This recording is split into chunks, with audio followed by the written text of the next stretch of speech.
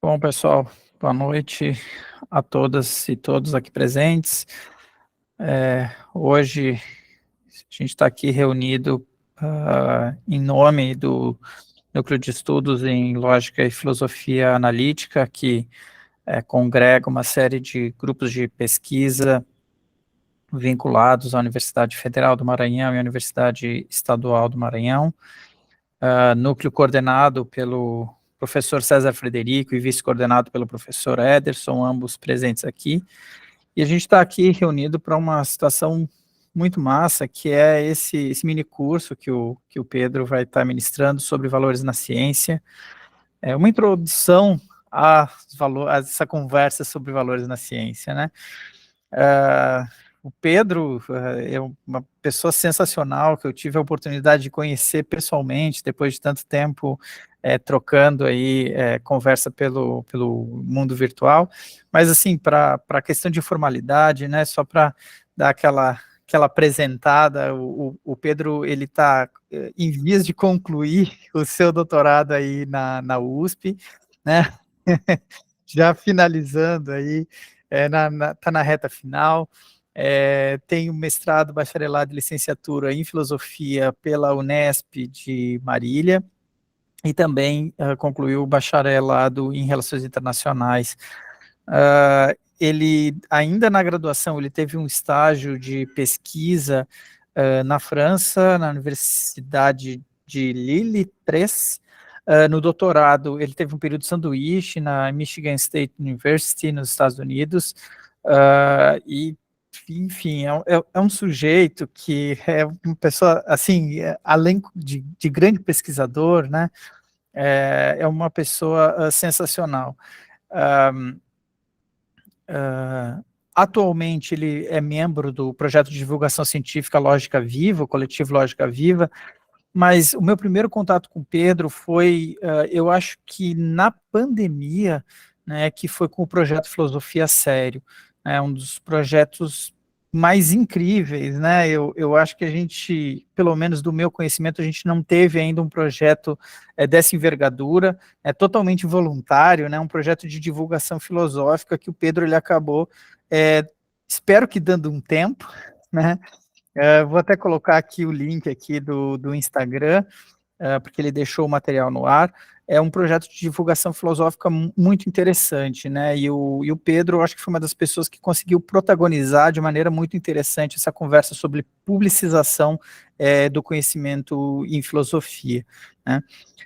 Algo que tem tudo a ver com o que ele vai estar trazendo aqui para a gente hoje, tá? Então, sem tomar mais tempo, Pedro, é um enorme prazer te ter por aqui. A gente vai ter esse mês inteiro aí juntos às quartas-feiras à noite, né? Então, o espaço é todo teu, meu querido. Bora lá. Obrigado, Léo. Gente, eu não sei se eu vou conseguir satisfazer as expectativas geradas com essa apresentação dele, mas muito obrigado por essa oportunidade ao Leonardo, ao Ederson, ao César, aqui no NELF. Para mim, já está sendo um prazer ter preparado os slides para essa conversa de hoje, poder participar dessa oportunidade, poder conversar com vocês, né?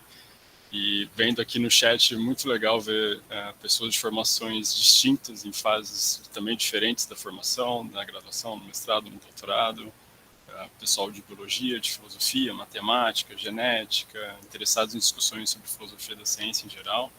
Então, estou bastante entusiasmado, espero que seja proveitoso para vocês também, né?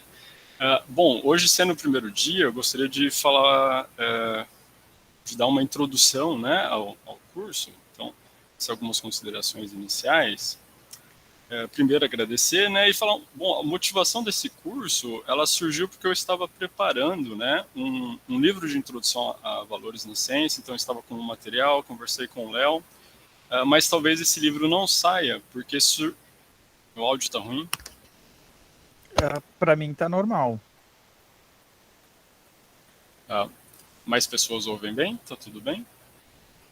Teve alguém? Aqui tá normal também, tá tudo certo. Tá. Talvez seja uma coisa mais específica, um problema localizado. Isso. mas talvez vá surgir uma tradução de um dos livros do Kevin Elliott, de Introdução a Valores na Ciência, né? Então é bem melhor para a comunidade ter um livro de um dos grandes especialistas na área traduzidos ao português, né? Bem, a ideia desse mini curso, né, é a gente passar por esses 4, vamos dizer, temas principais, né, que eu pensei. Então, hoje, falar um pouquinho dos conceitos-chave e do ideal da ciência livre de valores, quais conceitos que estão subjacentes a esse ideal. Depois, quais são as críticas a ele, quais são os argumentos contrários. No terceiro dia, né, dia 24. Quais são as propostas alternativas ao ideal da ciência livre de valores e quais os obstáculos de cada uma delas. E, por fim, falar de estudos de caso, usar esse referencial teórico para a gente aplicar em alguns casos contemporâneos, né? Eu tinha pensado inicialmente na pandemia de Covid, quero continuar utilizando ela, né? É importante, acho, não esquecer e testemunhar tudo que vem acontecendo nesses anos, né? Mas o segundo caso eu ainda não estou muito seguro sobre qual discutir. Tinha mencionado no programa a discussão sobre colonialismo na ciência, por conta do caso do fóssil brasileiro, que foi expatriado e estão conseguindo fazer ele voltar para o Brasil, e tem toda uma discussão na paleontologia sobre ele, muito interessante. Mas se vocês também tiverem sugestões de outros casos que achem relevantes, a gente pode mudar o segundo caso desse último dia. Tá bem? Bom, sendo um curso de introdução, tem alguns limites necessários, né, nesse mini curso. Primeiro é que eu vou ter que fazer um recorte da área. Há vários outros temas de valores em ciência que eu não vou poder aprofundar, ou mesmo os que eu desenvolver aqui com vocês, né? Eu vou tentar falar de uma maneira geral, de maneira que vocês possam saber onde consultar referências sobre determinado assunto, saber que há determinadas discussões, né, uma visão geral da área e não muito afunilada, né? Então, talvez tenha esse problema de não ir a fundo em alguma discussão, mas pelo menos a gente consegue essa visão geral, tá? Mas, ressalto, é um recorte dela, né? Há várias outras discussões, outros autores que não vou conseguir mencionar. Um outro limite é que há outras áreas com o mesmo objeto, então, longe de mim aqui querer dizer que essa é a única área que discute relação da ciência com valores, com política, etc., né? História da ciência, sociologia da ciência, antropologia da ciência, e mesmo outras áreas dentro da filosofia também discute e tem contribuições importantes para fazer. Tá bem? Mas essa é uma área que, ao meu ver, ela é interessante, porque ela está tendo uma aderência na prática científica muito grande, né? Então, por exemplo, se a gente pega o painel intergovernamental de mudanças climáticas, o IPCC, há autores da área de valores na ciência, tanto fazendo parte dos grupos de trabalho, do grupo de trabalho sobre o segundo, que é de mitigação, adaptação de riscos, quanto autores dela sendo citados, vários deles em relatórios do primeiro grupo, que é sobre as bases físicas das mudanças climáticas. Então, é uma área da filosofia da ciência que está tendo uma certa aderência, vamos dizer, razoável, no mínimo, com a própria prática científica, está interferindo em decisões sobre financiamento, em relatórios importantes para políticas públicas. Então, por isso que eu acho uma área interessante. Bem, antes de passar, só ainda sobre a estrutura do curso, né? Eu gostaria que, eu sei que tem bastante gente, agora são 80, mas eu gostaria que o minicurso ocorresse de alguma maneira dialogada, né?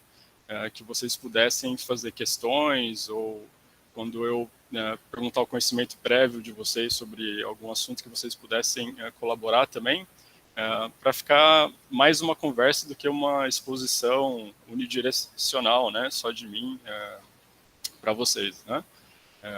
Que eu nem tenho tanto a dizer assim, e eu estou interessado também em saber como vocês estão recebendo, o que vocês estão achando e eventuais dúvidas que eles possam ter, né? Dúvidas que eu não saiba responder, com certeza haverão, mas aí eu me encarrego de pesquisar durante a semana e trago na semana seguinte, tá bem? Tá, isso sobre estrutura. Ainda sobre estrutura, a questão do intervalo. Eu gostaria de fazer pelo menos um intervalo de uns 5 minutos, depois talvez 8 e pouco, né? Pelo menos para levantar um pouco, ir ao banheiro, e aí a gente volta, tá? Para não ficar as 2 horas direto. Tá bem? Tudo bem até aqui, pessoal? Então, estrutura do curso, os temas dos dias, os limites, a relevância. Tudo certo. Obrigado, Jade. Jade também conheci pelos projetos de divulgação. Legal, pessoal. Obrigado pela interação aí no chat. Tá, vamos lá. Eu não sei qual que é a visão de vocês sobre valores na ciência, se é algo relevante ou não, se acontece ou não. Então, eu resolvi pegar algumas notícias recentes para começar a motivar a discussão, né? Aqui são manchetes tiradas de alguns periódicos científicos ou de alguns jornais que mostram um pouquinho de como que essa relação de valores com ciência é complicada, né? Então, aqui na primeira manchete é um editorial em inglês da Nature, né, um dos principais periódicos científicos, falando que ela precisa superar o seu legado racista, né? A Nature publicou, no início do século XX, artigos de um dos principais eugenistas da época, né? E com isso ajudou a amplificar a voz dele. Então, eles estão se retratando, né, em relação a como eles promoveram o racismo.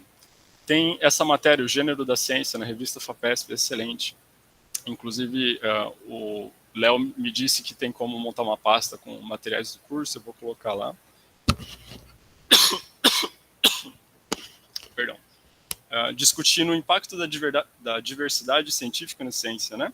Como teorias melhores surgiram com maior diversidade científica, como a ciência incorporava valores sexistas, focados no masculino, inclusive experimentação sempre com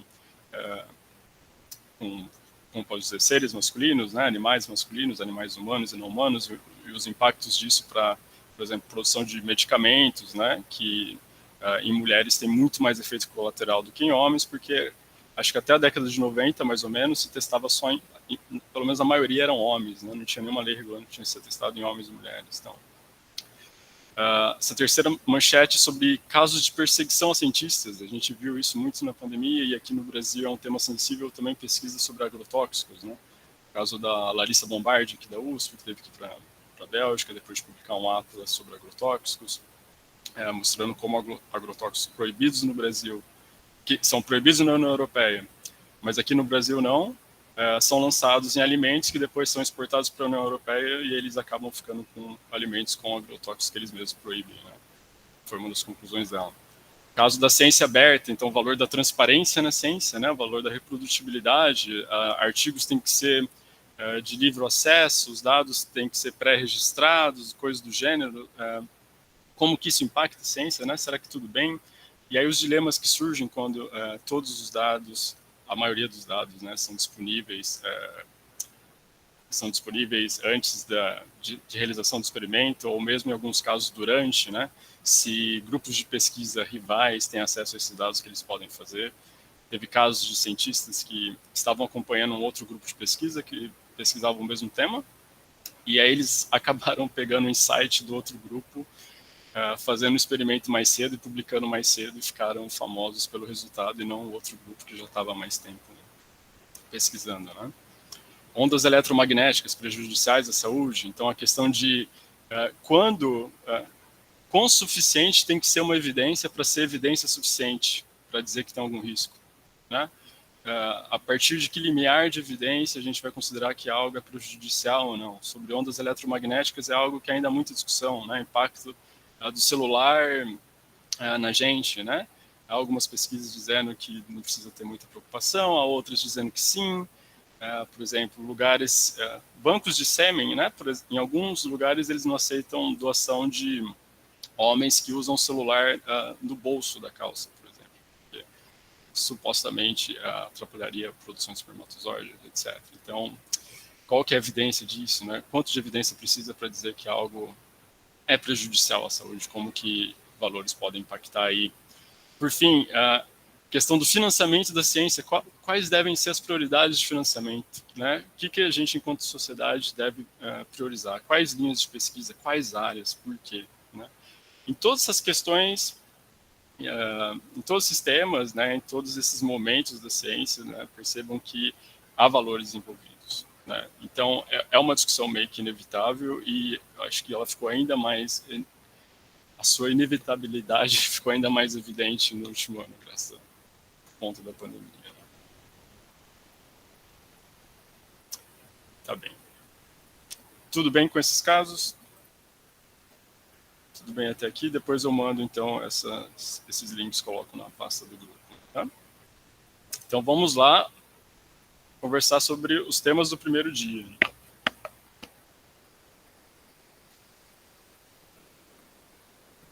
Bom, acho que o principal tema que surge quando a gente fala de valores na ciência, né, de neutralidade científica, coisa assim, é a ideia de que a ciência seria livre de valores. Né? Então, acho que esse é o primeiro tema que seria legal discutir, e porque a partir dele a gente consegue navegar, né, pelos outros temas relacionados. Então, vamos falar um pouquinho do que é esse ideal de ciência livre de valores que a gente vê, né? Que a gente ouve tanto em vários lugares. Tá? Bom, eu vou tentar defender que existe uma definição restrita do ideal da ciência livre de valores e uma definição mais ampla, né? A definição mais restrita do ideal da ciência livre de valores vai dizer que valores, aí a gente já vai definir, já vai clarificar os termos, mas por enquanto só tem em mente que a definição restrita, ela vai dizer que na hora de um cientista aceitar ou rejeitar uma hipótese, quando ele está avaliando uma hipótese, nesse momento, valores não devem estar presentes, tá? Valores políticos, sociais. Agora, uma definição mais ampla, ela vai se dirigir a mais momentos da ciência, tá? Não só o momento que está avaliando uma teoria conforme evidência, mas o momento também da escolha de um tema de pesquisa, da realização do experimento, da avaliação da teoria, da aplicação e da comunicação científica, tá?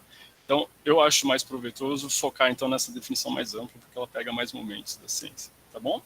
E aí, uma dessas definições mais amplas, ela foi dada pelo Lacey, pelo Hugh Lacey, né, que é um professor australiano que teve um tempo aqui no Brasil, de vez em quando vem para o Brasil, participa do mesmo grupo de pesquisa que o orientador e tal.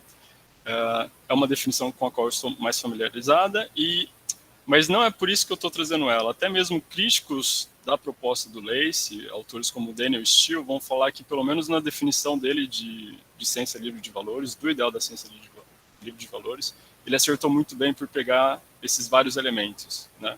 Um ideal para vários elementos e não só focado na aceitação ou rejeição de hipóteses conforme uma evidência. Tá bem? Então, por isso que eu estou me focando nela. Então, o enunciado dessa definição diz que a ciência é livre de valores se e só se for imparcial, neutra e autônoma. Tudo bem? Agora a gente vai partir para a análise dessa definição. Sentar no divã, quebrar a definição passo por passo. Vamos lá. Ciência. O que o pessoal de valores na ciência está entendendo por ciência? Aqui não vou entrar em discussões de demarcação, nada. Só é importante para a gente ter em mente o quê? A extensão desse conceito. Ciência aqui vai se referir a física, biologia, química, sociologia, histórias, ciências ambientais, saúde pública, quase tudo que é ensinado na universidade. Tá? Então não tem um foco só em ciências naturais, é importante dizer. Tá? Economia, um foco em ciências biológicas, naturais. Então. E o segundo, como pode dizer, a segunda qualificação importante da ciência que é feita nessa literatura é que há vários momentos da atividade científica, né? Vários momentos da ciência. Então, aquela questão da escolha do tema, a escolha dos métodos da pesquisa, a realização da pesquisa, né? A aplicação dos resultados. E isso varia muito conforme cada autor, como que ele vai dividir a ciência para ir analisar o que acontece em cada momento, tá? Varia de cada autor, qual que é o objetivo dele, como que ele vai destrinchar, né, a atividade científica para estudar valores na ciência. Mas, em geral, há três principais, que são a escolha do tema e método de pesquisa, quando a gente escolhe um tema e método, e qual método que a gente vai usar para investigá-lo, a condução da pesquisa e a avaliação da teoria, essas coisas, e depois a aplicação dos resultados. Tá bem? Certo. Isso com ciência. Livre.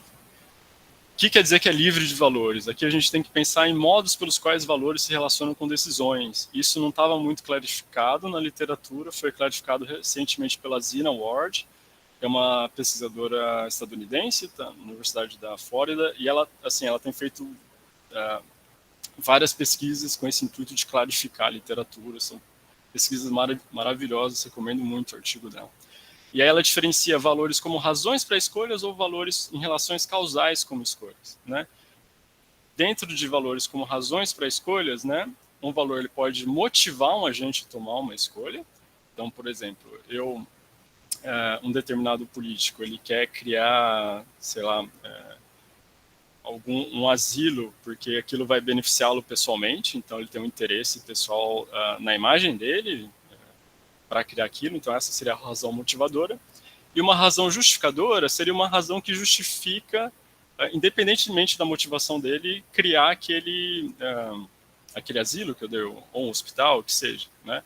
Uma razão que motiva justificar um hospital, sei, questões de saúde pública, etc. Né? Então, razões justificadoras e motivadoras nem sempre coincidem. Né? Então, valores podem justificar uma escolha ou motivar um agente específico a tomar uma escolha. Mas eles também podem estar em relações causais com escolhas. Eles podem ser causa de uma escolha.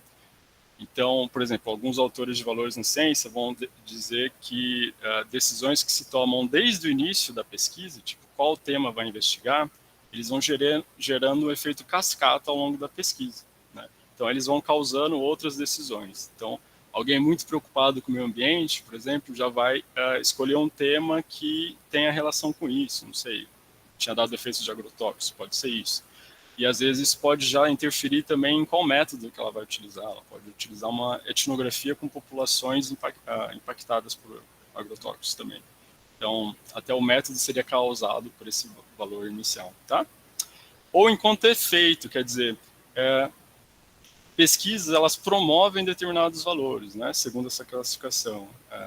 Então, se você faz uma pesquisa sobre efeitos de agrotóxicos, daí pode ser eventualmente ser utilizado para restringi-los, né?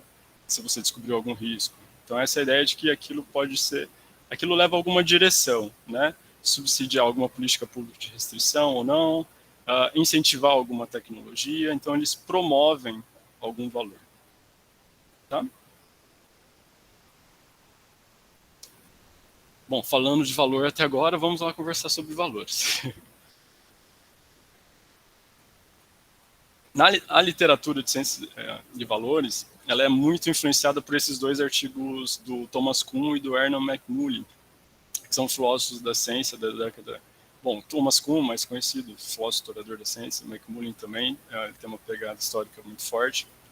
E os dois, eles estavam escrevendo sobre escolha teórica, né? Como que cientistas escolhem uma teoria. Isso mais ou menos na década de 70, né? O que justifica a escolha de uma teoria por cientistas? Como que eles vão decidir entre uma teoria e outra? Quais critérios? E tanto Kuhn como McMullen, eles estavam tentando captar como que diferentes cientistas eles variam na avaliação de hipóteses científicas. Isso não quer dizer que eles estão sendo irracionais, que há uma discordância extremamente profunda. Estou utilizando discordância profunda, eu sei que é termo técnico de epistemologia, mas aqui no sentido mais vago, tá? Mais senso comum. Como que racionalmente eles podem variar na sua avaliação de hipótese científica? Uns acharem que já é suficiente para aceitar uma, outros acharem que ainda não, preferir manter outra. Então, por exemplo, pegar debates entre mudanças de paradigmas, né? Já que a gente está falando com heliocentrismo versus geocentrismo. Por que uns ainda queriam continuar com uma teoria e outros já conseguiam aceitar outra, né? Depois, teoria da relatividade geral, mecânica newtoniana. Como que vai ter nessas passagens, né? E o que vai justificando um cientista aceitar uma teoria e não outra. Então, eles estavam preocupados com que eles poderiam variar nessa variação de hipótese científica, mesmo recorrendo aos mesmos critérios. É aí que surge, na filosofia da ciência, o termo valor. Então, o que guiaria a escolha de cientistas seriam valores. Aqui, nesse contexto, ele está opondo a critérios rígidos, né? A um procedimento algoritmo que bastaria seguir para você aceitar uma teoria. Valores, o Kuhn e o McMullen estão dizendo nessa época, eles são mais fluidos. E aí, por isso que cientistas podem variar.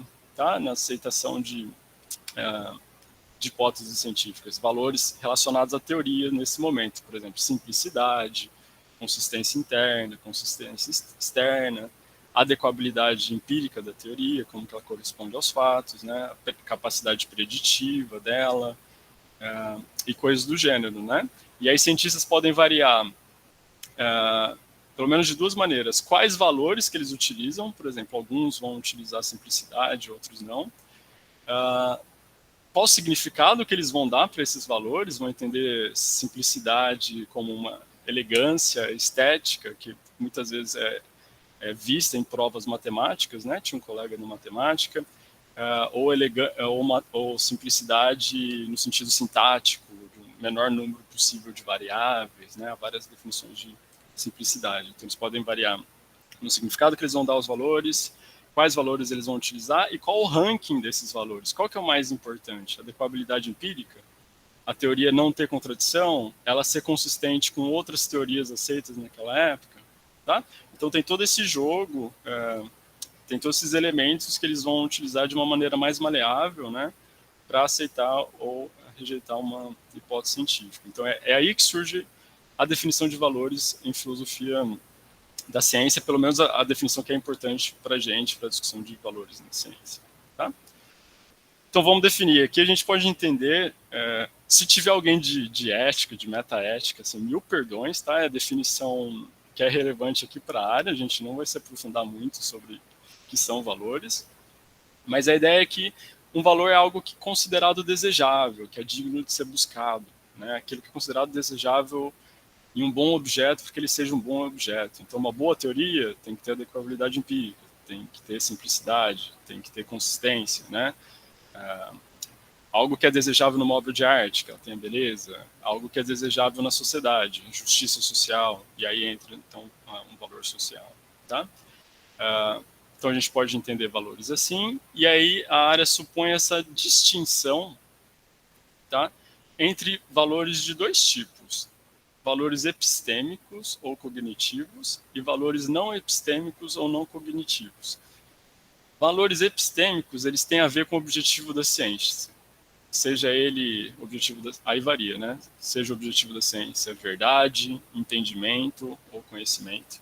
Mas a ideia é que seriam valores que levam a atingir esse objetivo. Então, por exemplo, a adequabilidade empírica de uma teoria. Valores não epistêmicos ou não cognitivos, eles não são indicativos do objetivo da ciência. São definidos assim, né?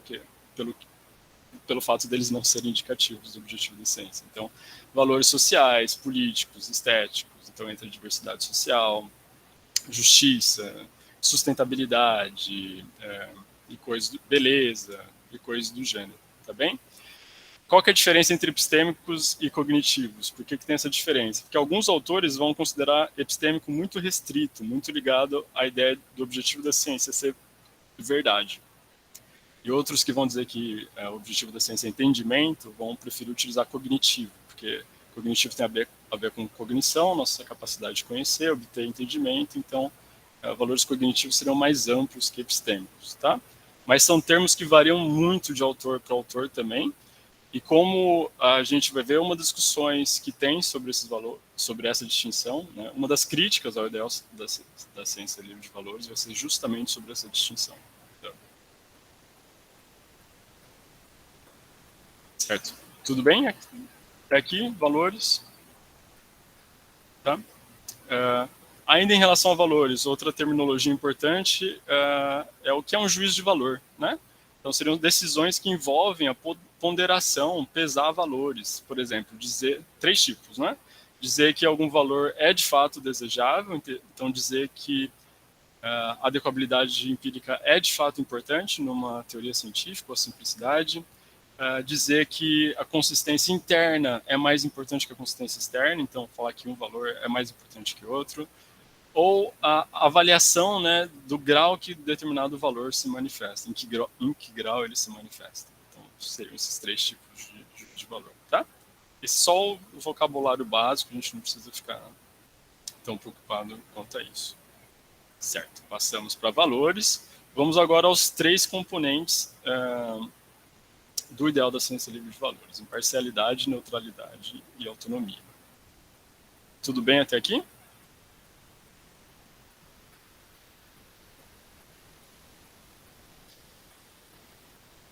Tudo certo? Tá. Tô indo muito rápido, tá tudo bem? Tá.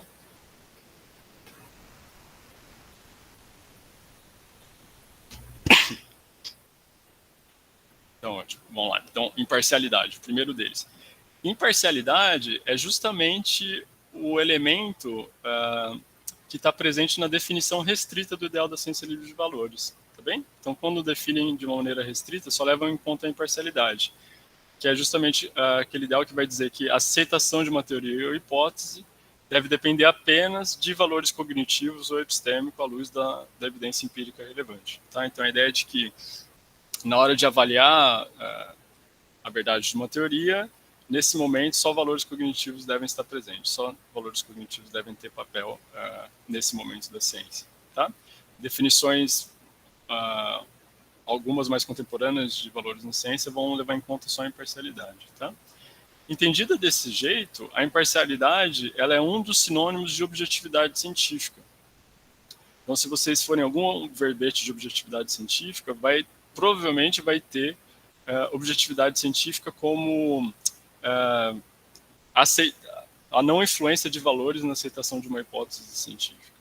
Tá? Então, por isso que é um ideal importante. E aí, veja, a gente já tem mais um tema, né, com o qual essa área se relaciona, a noção de objetividade. Tá? E aqui a gente já tem um primeiro argumento para o ideal da ciência livre de valores. Né? Geralmente, quando a gente discute sobre neutralidade científica, ciência livre de valores, a gente, às vezes, já ataca como pode dizer, sem lembrar que há algumas justificativas para eles, né? E para, de fato, derrubar de uma maneira razoável, ideal, a gente tem que discutir esses argumentos, né, que foram dados a favor do ideal, né? Se for o caso que é possível derrubar, né? Essa é uma das coisas que a gente pode discutir. Mas, bom, um dos argumentos, então, o primeiro de 3 que eu vou mencionar hoje para o ideal da ciência livre de valores é que, se não há imparcialidade, a gente tem casos de pensamento desejoso, né? Que são casos como aqueles em que se aceita uma teoria como verdadeira porque se quer que ela seja. Então, a imparcialidade tentaria evitar esse tipo de caso, e aí por isso é um sinônimo de objetividade científica, e aí a relação com tentar impedir casos de pensamento desejoso. Quem ataca o ideal da ciência livre de valores, quem ataca a imparcialidade, tem que mostrar que, mesmo valores estando presentes nesse momento, eles não levam a casos de pensamento desejoso, né? Porque é algo ruim, a gente querer que algo seja verdadeiro e aquilo ser por isso, porque a gente quer. Né? Então, aqui tem um dos primeiros argumentos para o ideal. O segundo componente importante do ideal da ciência livre de valores é a neutralidade. Tem várias definições sobre neutralidade, às vezes neutralidade caracteriza todo o ideal, mas aqui eu vou entender como a afirmação de que teorias científicas elas não privilegiam determinados valores em detrimento de outros. Então, para qualquer valor que se tenha na sociedade, tem alguma teoria científica que favorece ela. Né? As teorias científicas elas não estão subordinadas a alguns valores e não outros. Então, aqui é mais um momento da aplicação. Né? A aplicação de teorias científicas, gerando inovações tecnológicas, né? Elas não favorecem alguma perspectiva de valor específica. Por exemplo, elas não favoreciam... essa é a terminologia do Lacey, por exemplo, né? Elas não privilegiam a perspectiva de valor do capital e do mercado, por exemplo. Outras perspectivas de valor, até antagônicas a ela, também estariam bem servidas. Né? Essa é a ideia da neutralidade. Apesar dela soar estranha, assim, o próprio Lacey ele tenta mostrar que há um certo respaldo dessa ideia em declarações como essa da ONU de 1966, relativa ao direito de usufruir os benefícios do progresso científico e suas aplicações. Então, esse direito seria promovido, seria possível se a gente tivesse neutralidade, se teorias científicas não estivessem subordinadas a uma perspectiva de valor específico, elas pudessem favorecer várias. Tá? Desculpe minha garganta, pessoal. Uma outra distinção importante em relação à neutralidade é a neutralidade cognitiva e na aplicação. Neutralidade cognitiva se refere à própria linguagem científica, aos conceitos utilizados, favorecerem alguma perspectiva de valor ou não. Tá? Então, depois a gente vai ver, por exemplo, alguns pessoal da biologia aqui, né, participando, alguns biólogos que vão defender a eliminação de alguns conceitos da área de biologia da conservação, por exemplo, conceitos como até biodiversidade, né, saúde de um ecossistema, integridade de um ecossistema, porque esses termos seriam muito carregados de valores, e aí precisaria de termos mais científicos, né. E aí como fazer isso em áreas como, não sei, economia, sociologia, conceitos de bem-estar, por exemplo, que daria para dar uma definição neutra, né. Isso é neutralidade cognitiva, mas aí a neutralidade na aplicação é justamente se as inovações tecnológicas favorecem algum valor ou outro. Tá bem? Isso sobre a neutralidade. E o último elemento é a autonomia.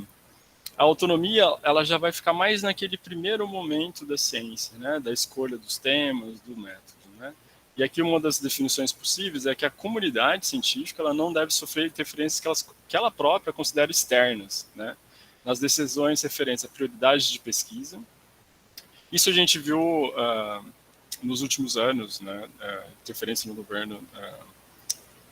Estou tentando lembrar de caso específico, mas bom, querer barrar financiamento para algumas linhas, né, e aí a comunidade científica reagindo, querendo tirar financiamento de humanas, por exemplo, né, a comunidade científica reagindo, não, isso é a gente que decide e tem seu valor, etc. E aí toda a discussão, né? Então, prioridade de pesquisa ou a escolha de projetos, metodologias, quais os critérios para avaliar teorias, né? E, além disso, ela deve receber apoio da sociedade ou do Estado para investigar os problemas que ela própria considere adequado, considere importante. Então, o ideal da autonomia é meio que um pacto científico da sociedade, né? Vocês podem pesquisar o que vocês querem, os cientistas falando, né, deixa a gente pesquisar o que queremos, mas precisamos do suporte do Estado, financiamento, condução da pesquisa, tá? E aqui a gente vai chegar ao... Opa! Eu tinha colocado o intervalo agora, essa imagem, mas acho que a gente pode avançar um pouquinho mais. Tudo bem? Aqui já dá para puxar um gancho aqui. Bom, esses são... Opa! Ok, tá. Esses são os elementos do ideal, assim, um rápido comentário, né, o que a área entende por ciência, modo pelos quais valores se relacionam com decisões, entendimento básico de valores, e aí esses 3 elementos, né, então ressaltando que imparcialidade restrita ao momento de avaliação de uma teoria, conforme os dados, neutralidade relacionada à aplicação, e autonomia, a escolha dos temas, dos métodos e tal. Tudo bem por aqui? E aí a gente vê a questão da objetividade, um primeiro argumento, né, a questão do pensamento desejoso, primeiro argumento para o ideal da ciência livre de valores.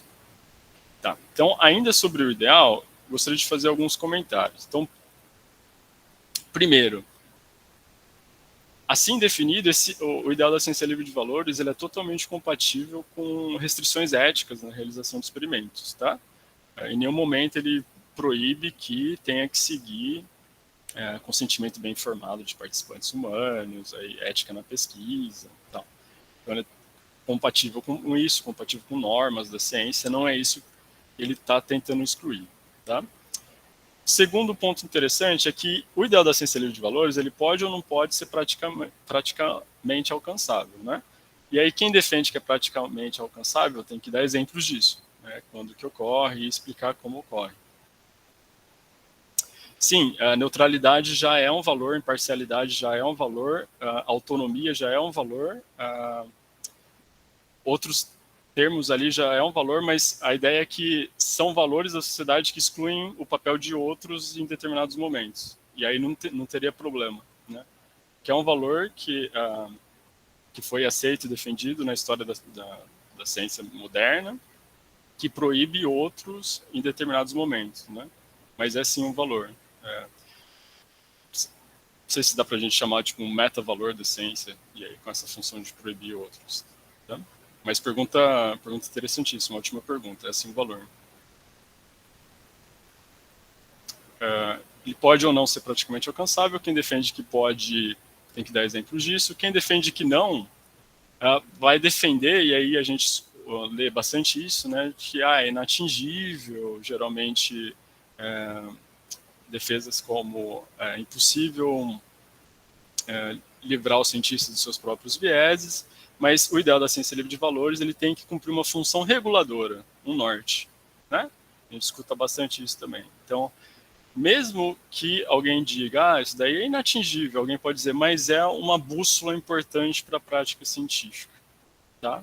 Mesmo que seja inatingível. Então, por si só, dizer que é inalcançável não debilita o ideal da ciência livre de valores.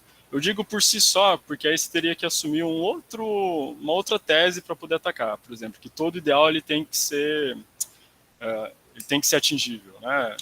Dever implica poder. Aí sim, aí você pode criticar ou se assumir, não sei, a crítica do Charles Mills a ideais e tal. A gente pode conversar disso depois. Mas por si só não ser praticamente alcançável não debilita o ideal da ciência livre de valores, tá bem?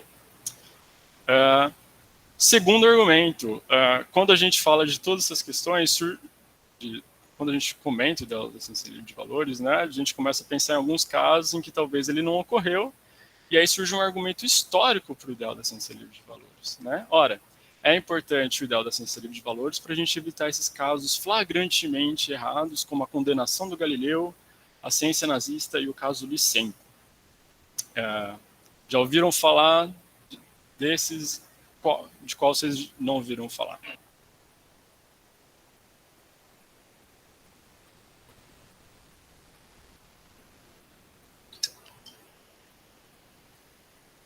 O Lysenko é novidade para mim.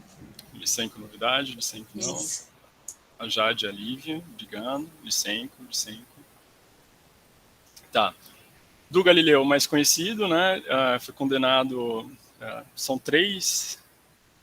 Tem uma condenação em 1616 ou 18 e depois tem uma outra depois, mas mencionar o copernicanismo e não utilizá-lo hipoteticamente, né? Mas sim afirmando de fato a condenação dele. Não. Depois, quem se interessar, posso dar uma referência sobre isso, né? Condenação da Igreja Católica, né?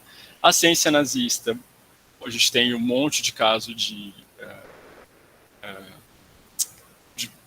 crueldade ética nas pesquisas, né? As experimentações, tal, que depois continuaram nos Estados Unidos e tem casos recentes com outros cientistas. É importante não pensar que isso foi exclusivo da Alemanha nazista.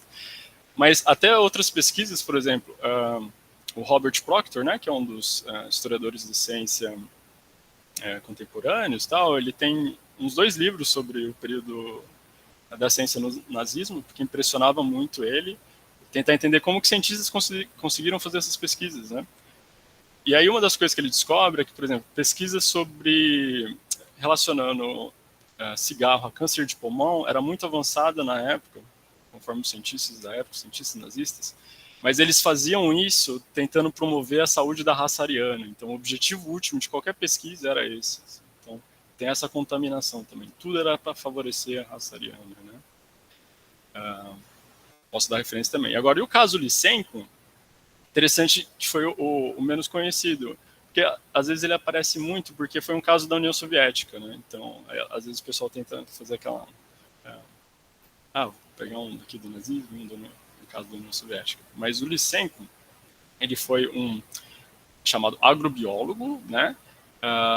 Ali da primeira metade do século XX, acho que ele falece em 1970, e na época a União Soviética estava passando por uma crise de fome muito grande, né? E os cientistas que estavam em alto escalão da União Soviética, tentando regular a agricultura, né?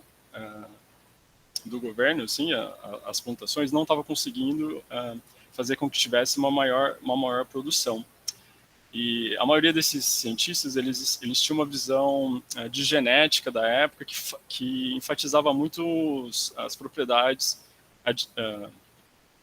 hereditárias das sementes e desconsideravam um pouco o papel do meio, né? Do meio ambiente, o que poderia interferir e tal.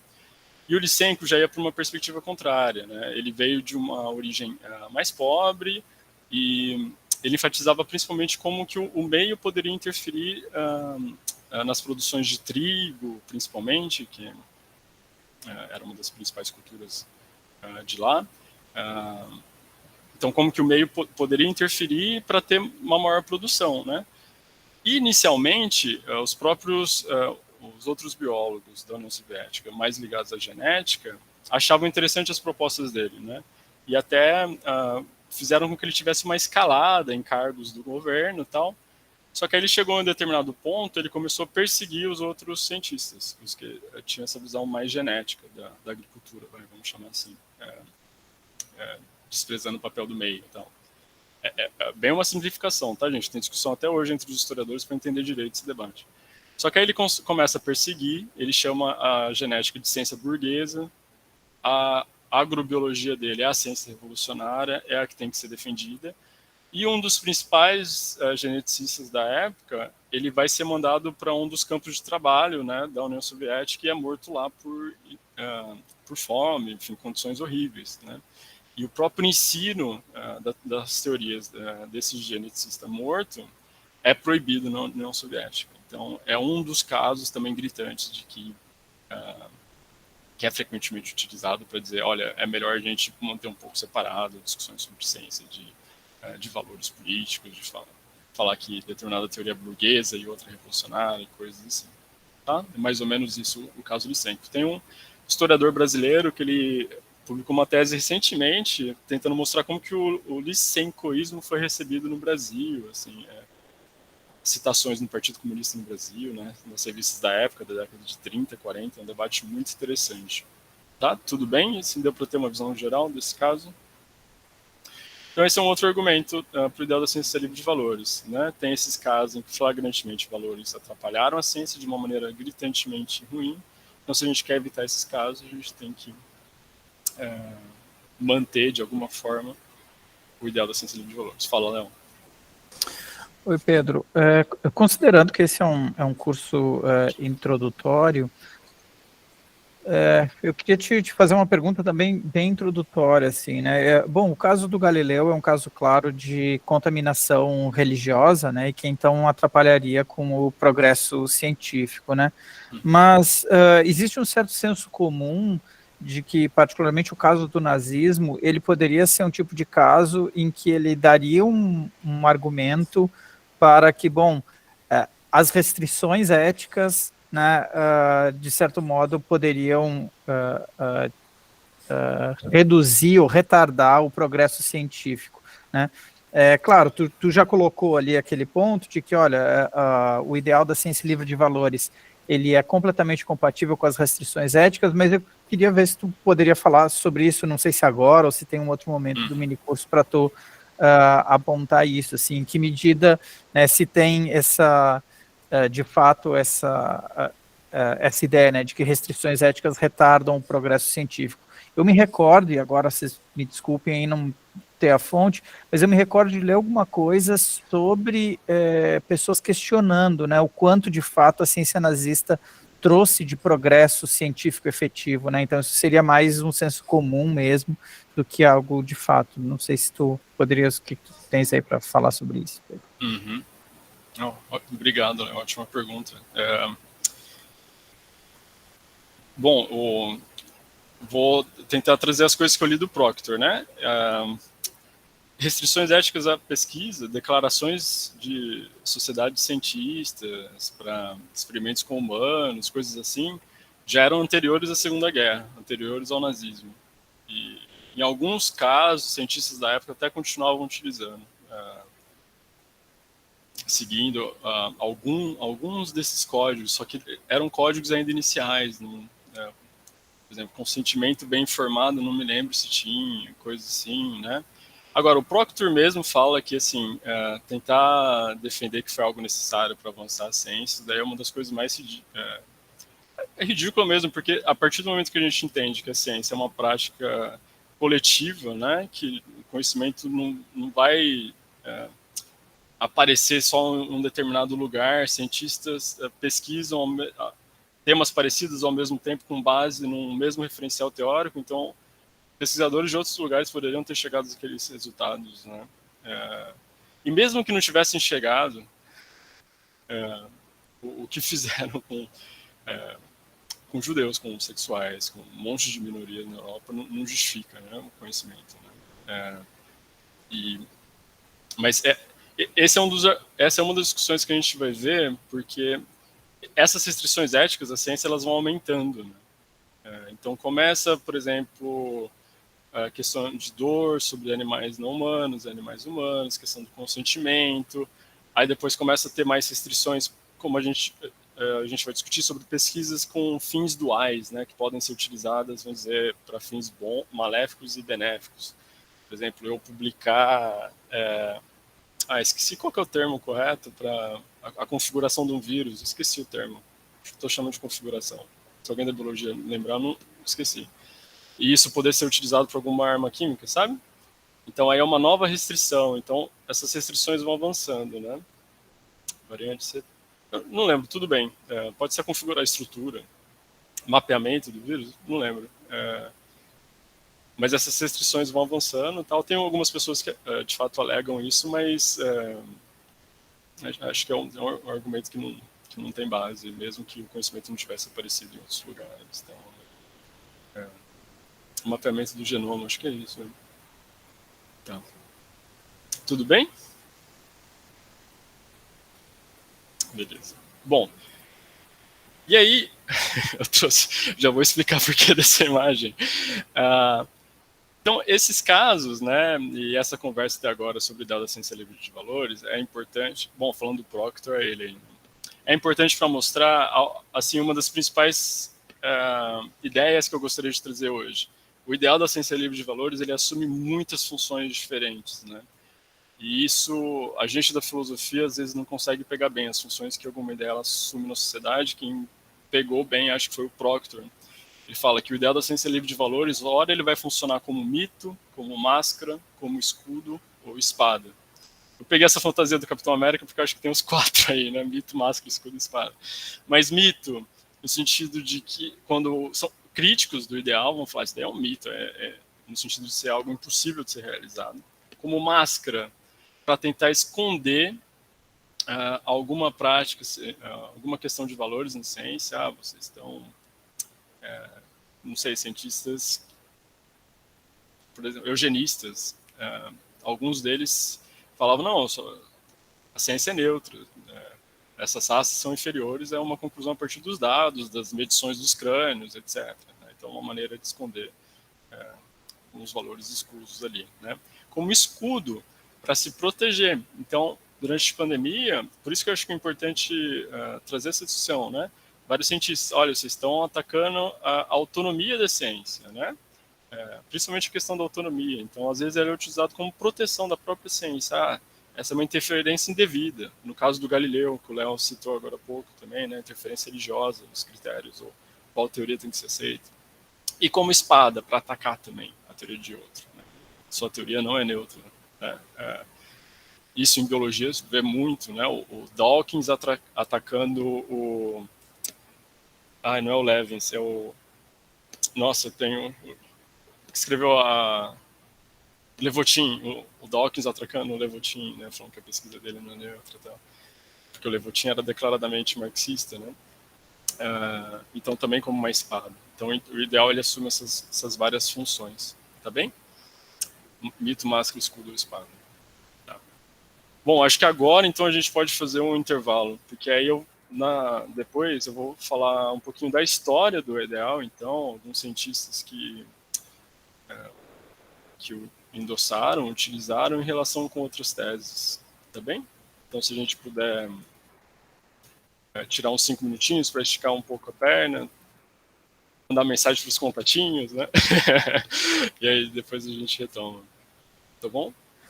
Beleza, Pedro. Obrigado.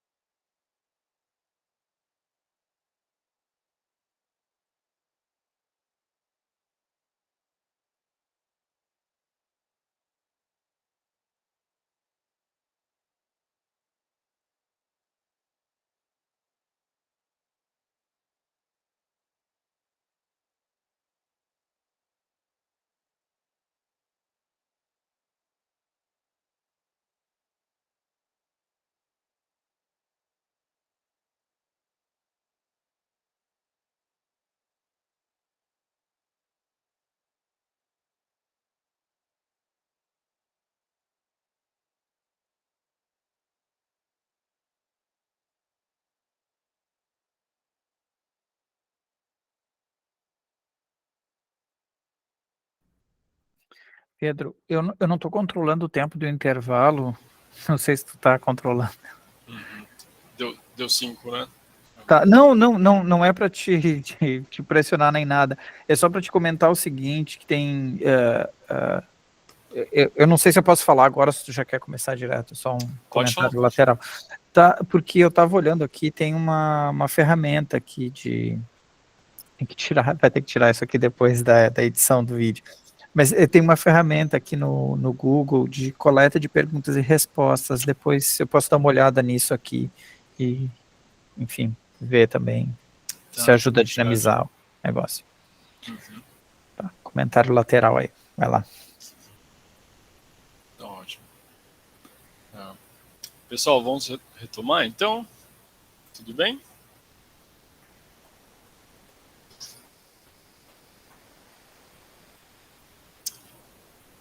Bora. Bom, pessoal, nessa segunda parte, pensei em tentar mostrar como que o ideal da ciência livre de valores, ele tem uma história antiga e ele se relaciona com vários temas, fundamenta vários outros temas. Então, acho que por isso que é algo que, mesmo com tantas críticas ao longo de séculos, né, ele persiste. Daria uma explicação para isso, tá? Então, uma das primeiras coisas que eu gostaria de falar, essa parte acho que eu não vou enfatizar muito, não é todo mundo, por exemplo, não sei quantas pessoas que tem da filosofia, acho que seria uma parte mais pessoa da filosofia, eu gostaria, tem bastante gente do direito, biologia, pessoal da matemática e tal, mas bom, o pessoal que tenta analisar a história do ideal da ciência livre de valores, estou chamando de CLV aqui, né, afirma que ele pode ser remontado pelo menos ao Bacon e ao Galileu. Né? Tem outros que vão, assim, desde, sei lá, de Platão, alguns que são de Platão, de Aristóteles, mas aí é forçar um pouco porque a gente ainda não tem a ciência moderna lá. Né? Então, acho razoável ir até Bacon e Galileu. Quem já leu Bacon tem aquela teoria dos ídolos, né, que seriam espécies de preconceitos que atrapalham o nosso raciocínio, e um desses ídolos seriam ídolos do teatro, do fórum, das relações com outras pessoas, e aí entram questões de valores também. Isso atrapalharia a gente conhecer, tá? Mas no Galileu, mais precisamente, tem esse artigo do Lacey do Mariconda, que é um orientador, eles identificam pelo menos 4 valores cognitivos já no Galileu, quando ele fala, ele avalia as teorias que ele está discutindo. Simplicidade, adequabilidade empírica, evitar hipóteses ad hoc, né, hipóteses feitas para evitar a falsificação de uma teoria, né, ad hoc para isso, né, e simplicidade, adequabilidade empírica, evitar hipóteses ad hoc e consistência interna, né, não ser uma teoria contraditória, não ter contraditória. Então, já estaria neles, então, a noção de valores cognitivos para avaliar uma teoria e de que, deixa eu ver, teológicos muito forte. Tá. Tá, ótima pergunta, Marília. A Marília aqui está falando, vou ler a pergunta dela, né? Sou da filosofia. Bacon tinha pressupostos teológicos fortes que serviam como motor para a sua ciência, a ideia de restauração do domínio da natureza pré-queda e também como finalidade dela, a ideia de utilidade baseada na caridade cristã. Isso não faria com que a ciência para ele deixasse de ser autônoma? Não sei, porque pelo menos assim, esse germe da ideia de valores cognitivos de imparcialidade dá para achar nele, né? Mas em relação à imparcialidade, a autonomia não sei dizer muito. Tem um trecho, acho que da Nova Atlântida, que parece que ele tenta garantir nesse sistema ideal uma não interferência dos filósofos naturais, algo assim. Mas ele propriamente, se essas influências dele como que afetaram, aí eu não saberia avaliar, tá? Mas de todo modo são germes desses ideais. Especificamente em relação à autonomia, a gente vai ver mais forte no Galileu, até pelo contexto dele, pela discussão em relação à igreja, a interferência da igreja, né? Então é o Galileu que vai desenvolver até um argumento para a autonomia, o argumento dos 2 livros, né? Existem 2 linguagens, a linguagem da religião, o livro da revelação e o livro da natureza, que é escrito em caracteres matemáticos, né? Então, essas linguagens estão escritas em caracteres distintos, elas não entram em conflito, né? foi o meio que ele utilizou para tentar se defender da igreja. Então, autonomia mais claramente no Galileu, imparcialidade nos dois, e neutralidade, na interpretação que fazem do Bacon, eu não sei até quanto que é o caso, né, mas a ideia do progresso relacionado à possibilidade de ter conhecimento, controle da natureza, e aí que vai se desenvolvendo em outros, mais em outros autores, né, que o conhecimento vai servir ao bem-estar das pessoas em geral, tal, quanto mais conhecimento, mais progresso e tal. Tá bem? Mas ótima pergunta, Marília, obrigado pela colocação. Tá. Então pode ser remontado pelo menos ao Bacon Galileu, um pouquinho da história disso, mas depois ele vai continuar em vários autores, depois acho que eu vou mencionar o Weber, e aí ao longo do século XX também vários autores, vários filósofos de economia. E ele vai estar presente, assim, é importante, enfim, é legal quando vocês interagem que eu consigo puxar com outras coisas, né? Ele vai, o ideal da ciência livre de valores, ele vai ser endossado, aceito por cientistas das mais diversas ideologias políticas. Então, no século XIX, por exemplo, tem uma vertente do marxismo chamada marxismo neutro, que era uma tentativa de ser um marxismo livre de valores, não se posicionar em relação a desejabilidade de uma revolução, coisa assim. Então, às vezes a gente acha que o ideal da ciência livre de valores está atrelado a cientistas só conservadores ou algo assim, mas não, tem realmente ideologias de todos os tipos que endossam o ideal, tá? Tem uma citação muito curiosa de um sociólogo da época, não lembro de qual vertente que ele era, mas ele fala que a ciência é neutra, que ele não iria se posicionar sobre as questões da época. Então, enquanto sociólogos, ele diz, nós não somos contra nem a favor ao voto das mulheres, nem contra nem a favor ao fim da escravidão, da instituição da escravidão. Então, essas coisas se mantêm, né? Você continua em cima do... Enfim. Mas é o ideal que está presente em cientistas das mais diversas ideologias, tá? Aqui, importante para a gente da filosofia, o ideal da ciência livre de valores, ele vai se relacionar com duas teses, assim, duas teses com nomes que já assustam, que perpassam um monte de discussão de filosofia, que é a tese do não cognitivismo e a dicotomia fato-valor. Tá? O que é não cognitivismo? Não cognitivismo é uma tese em metaética, né? Eu trouxe aqui uma definição mais precisa, que é a ideia de que os enunciados morais, né, não têm condições de verdade, então, diferentemente de eu dizer, por exemplo, assim, mouse é preto, dá para eu verificar que o mouse é preto, não dá para eu fazer isso com, sei lá, determinada pessoa justa, o que eu vou verificar no mundo. A ideia é que, então, proposições morais não têm condições de verdade, né, como enunciados sobre fatos descritivos, em vez de avaliativos, tem, tá? E eles não exprimem crenças, né, no sentido... enunciados morais vão derivar de atitudes não cognitivas, desejos, aprovação, e não crença no sentido da epistemologia, né? Você ter alguma atitude em relação a uma proposição, acreditar nela, não acreditar, suspender o juízo, tá? Mas aqui o que é importante reter da ideia do não cognitivismo, tem muito mais discussão sobre isso, tem várias vertentes de não cognitivismo. A única coisa que eu gostaria de trazer aqui, tem elaborações bem melhores, mas que eu gostaria de trazer aqui é que tem uma certa ideia associada de que não seria possível argumentação racional a respeito de valores. Tá? Essa seria a ideia para reter de não cognitivismo nesse contexto, nessa discussão. Tá?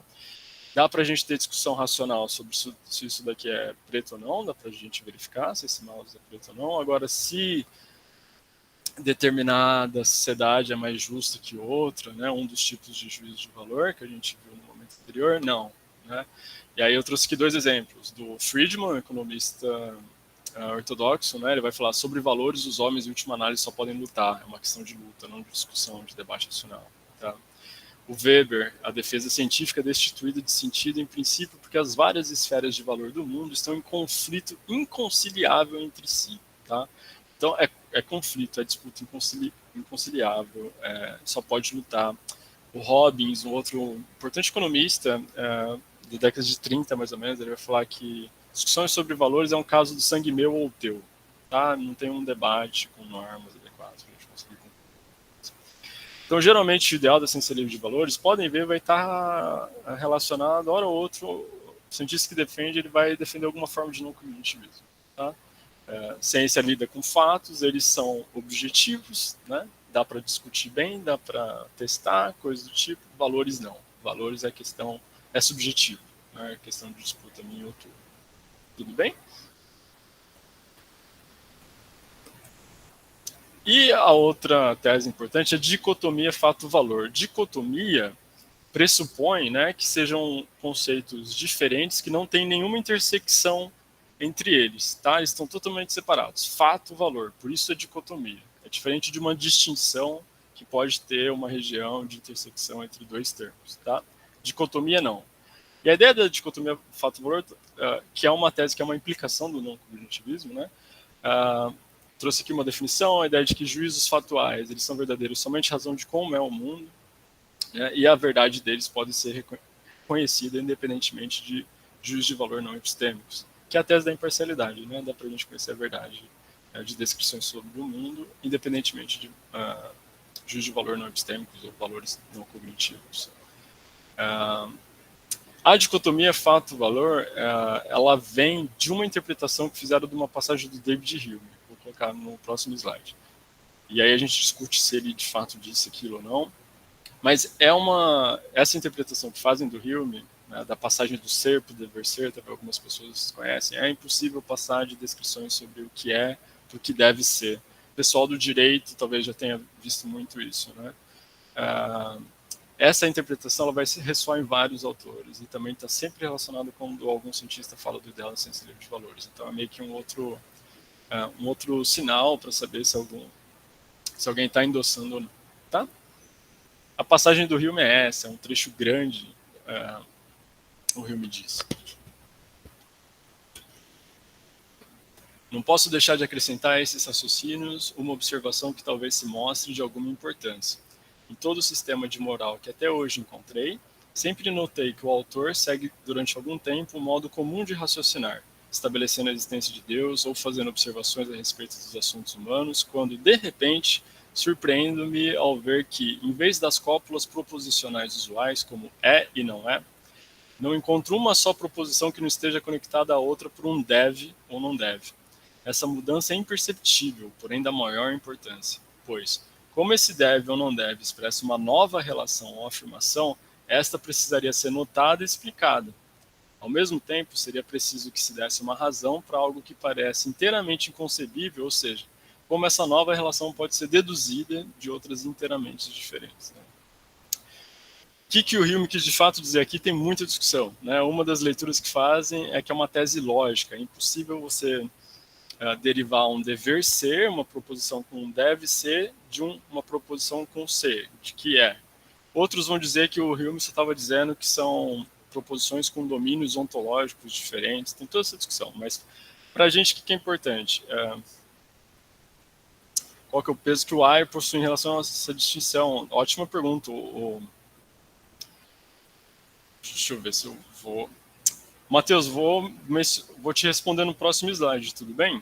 Ao falar dos positivistas. Legal você ter trazido isso, porque eu deixei de escanteio, aí você perguntando, dá para desenvolver mais, legal. Beleza. Tá, pessoal, fica à vontade para colocar mais perguntas e tal, tá bom? Mas, então a ideia é que essa passagem do Hume foi lida como... se tornou um dogma, né, para alguns autores. Não, é impossível derivar afirmações com dever ser de é. A ciência trata só do que é e não do que deve ser. Né? A política, os valores tratam do que deve ser e não do que é. Né? Eles estão em esferas separadas. Tá? Então, outra tese que está relacionada à ideia da ciência livre de valores. Aqui eu trouxe um exemplo de biólogos contemporâneos. Eu acho muito curioso assim, como passagens da filosofia ressoam ao longo de séculos. Então, aqui a gente tem o Marys num texto sobre... O artigo chama Biólogos da Conservação devem defender políticas, né? E aí ele coloca, devem os biólogos dar o salto de descrever os fatos, né, o que é de um caso, para dizer às pessoas o que deve ser feito? Vejam, né, a questão da impossibilidade do ser para o dever ser. o Robert Leck, é um cientista da pesca, né, ele fala: o mundo da política lida de forma legítima e apropriada com os devem, com as preferências. Né? Devemos reverter o declínio da população de pássaros, né, um exemplo do que a política lidaria. E a ciência se restringe a declarações de a população está diminuindo 5% ao ano, mas isso não diria se deve ou não reverter o declínio da população de pássaros. Tá bem? Citações de 2006, 2007. Tá? Outros autores que vão defender o ideal da ciência livre de valores, outro importante, por exemplo, o Michael Polanyi, tem um texto muito interessante sobre isso, eu posso deixar no material. E aí, eventualmente, surge a questão, e os positivistas lógicos, né? Que o Matheus trouxe o ar. Sobre os positivistas lógicos, tem tido uma certa reavaliação do movimento, né? A partir mais ou menos da década de 80, principalmente depois acho que com o fim da Guerra Fria e tal, né? Embora haja alguns autores que parece que endossavam algo como parecidos ao ideal da ciência livre de valores, há outros que claramente não. Por exemplo, o Otto Neurath, até o Carnap. O Carnap também, em algumas passagens, outros textos, até a discussão dele com aquele princípio da verificação, né? Então, enunciados só têm significado se, em princípio, forem verificáveis. Eu não me lembro agora se o Carnap, qual outro, acho que o Hans Hahn, qual autor que utilizava esse princípio para atacar, por exemplo, a noção de raça dos nazistas. Tipo, isso que vocês estão falando de raça ariana não tem referente empírico nenhum. Destino da nação? O que é um destino da nação? Isso não tem referente empírico. Então, tem esses princípios que a gente aprende como se fosse algo totalmente assim, sem implicação política nenhuma, eles utilizavam para isso. Então, há essa reavaliação. Há um texto muito legal sobre como que o contexto da Guerra Fria, a Segunda Guerra Mundial, fez com que a Alemanha, acima de tudo, o que significa isso, né? Perfeito. O contexto da Guerra Fria e a Segunda Guerra Mundial, né? O Schlick, que é assassinado, não lembro se era o Schlick que foi assassinado, acho que o Schlick que é assassinado, e o contexto da Guerra Fria parece que fez com que os positivistas Schlick, né? Os positivistas que sobreviveram, eles ficassem um pouquinho menos politizados, senão eles eram perseguidos. Se vocês entrarem no site da FBI, tem lá na parte de documentação, tem um arquivo do Carnap.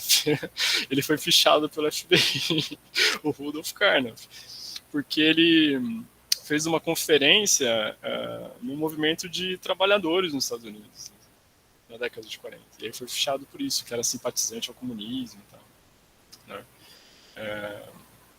Então, teve essa perseguição, mas marchou pelos direitos civis, perfeito, Alisson, legal, trazendo isso. Mas dizem que outro fator que colaborou para essa imagem mais auge da carreira ser fichada pela FBI. Excelente, já. Mas um dos fatores que parece que fez com que... Outro fator, né, que fez com que os positivistas tivessem essa imagem foi o texto de divulgação do Ayer sobre os positivistas, que foi assim, grandemente citado, principalmente no mundo anglofono, né? O Ayer foi da Inglaterra para a Áustria. Parece que ele não entendia muito bem alemão, então parece que assim, ele não pegou tão bem as discussões do Carnap, enfim, do pessoal do Círculo de Viena.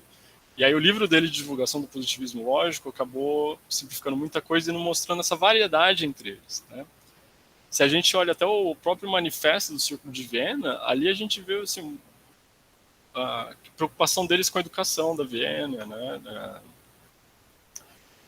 Questões, enfim, sobre a arquitetura, os autores que são citados, né? E aí tira um pouco dessa imagem deles serem políticos, tá bem? Então essa menção que eu gostaria de fazer os positivistas. Tá. Então aqui um pouquinho da história, relação com outras teses, e aí eu vou... O Neurath era socialista. Perdão, fala, Léo. Não, não só a pergunta do Leonardo, mas tem a da Jade também, pedindo para se localizar na conversa sobre Rio. Isso, Jade, só para me localizar no seu dever na citação do Hume, daria para entender que ele defende que não é possível derivar uma conclusão normativa de uma afirmação descritiva. Dizendo melhor, veja ontológica, acho que dá para colocar assim.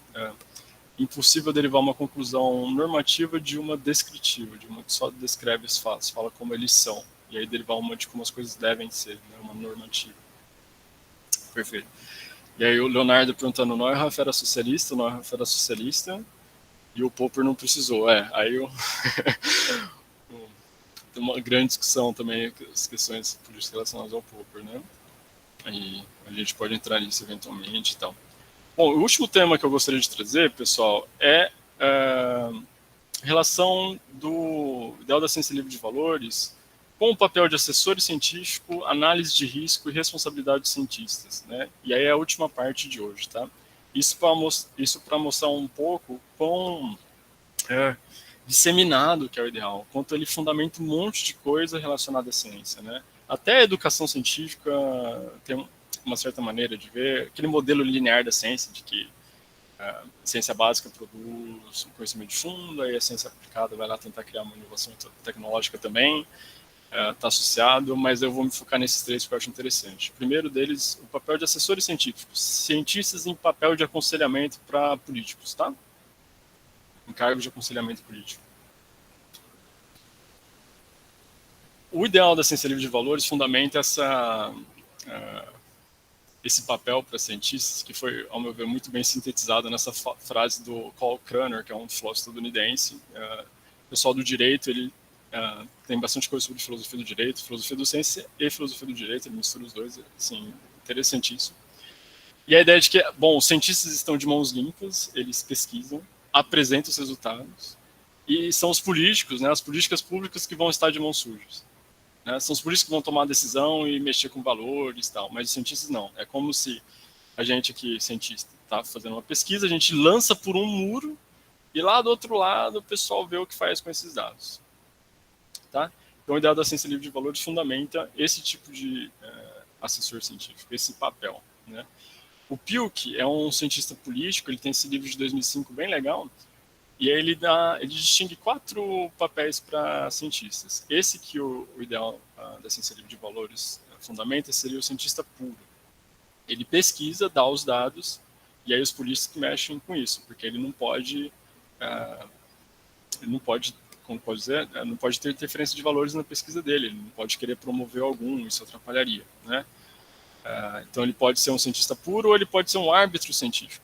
Ele fala as opções possíveis, mas não se posiciona, não fala de valores por detrás das próprias pesquisas ou coisas assim, tá? Já quem vai criticar o ideal da ciência livre de valores, aí tem 2 tipos de assessor científico, 2 papéis de assessor científico, aquele que vai defender alguma posição política, que está aqui na... não sei como vocês estão vendo aí de qual lado, mas é o issue advocate, né?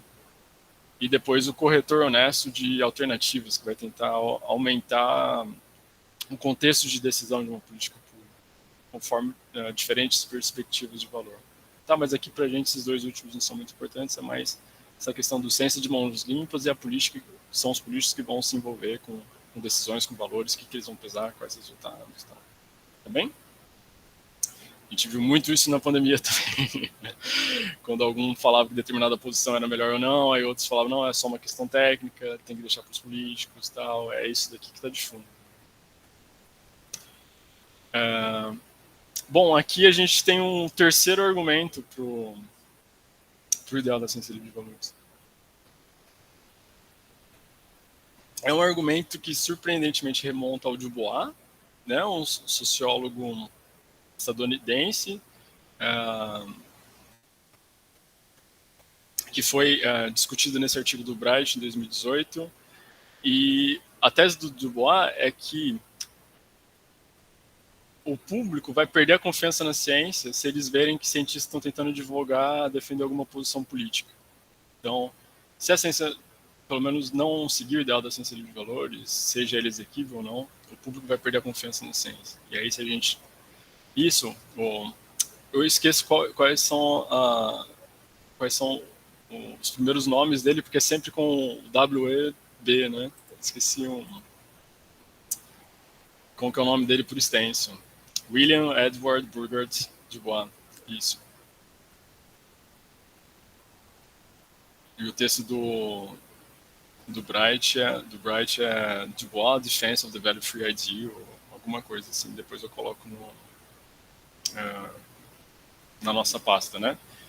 Então, mas o Dubois, surpreendentemente, enfim, um dos principais pesquisadores do movimento negro nos Estados Unidos. Tem um monte de coisa interessantíssima em relação a ele. Tem vários episódios de podcast também, para quem quiser conhecer sobre ele, fazendo divulgação sobre ele.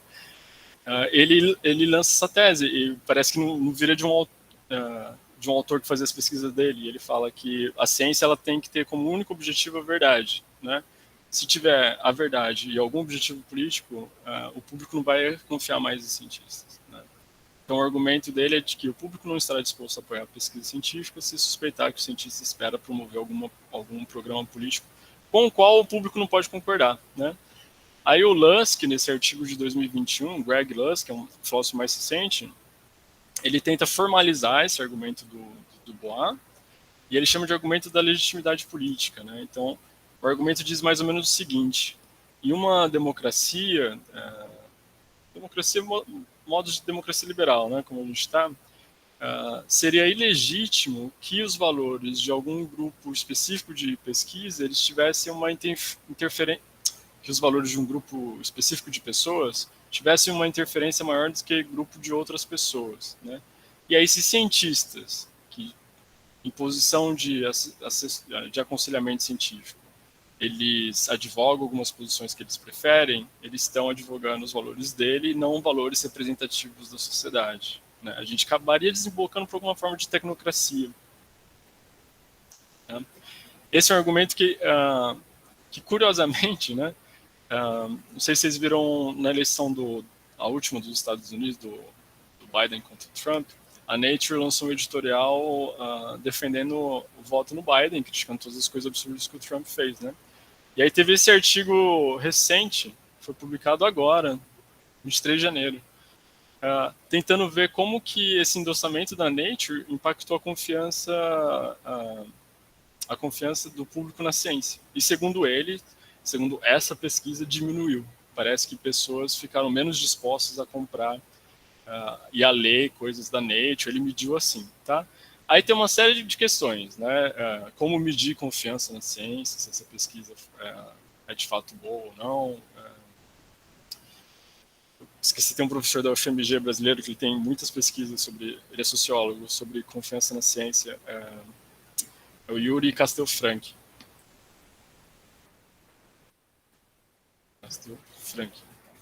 Escrevi no chat. Aí tem vídeos dele no YouTube explicando essas diferentes pesquisas que a gente vê de vez em quando, né, sobre a confiança conforme determinada pesquisa do brasileiro na ciência é baixa, mas conforme outra é alta, por quê, como que se mede e tal. Mas, de todo modo, vejam, é um argumento assim que a gente fica, poxa, tá, se vai diminuir confiança na ciência, a gente vive em períodos de negacionismo científico, ataque na ciência, e aí, o que fazer? Tá?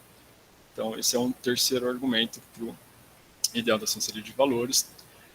É o que tem sido mais discutido recentemente, né, porque ele mexe bem com essa questão da confiança, ele parece persuasivo. Né? O Lusk vai tentar defender que ele não... o Lusk vai criticar o argumento, né? E aí a gente discute nos próximos dias. Fala, Léo. Oi. Não, Pedro,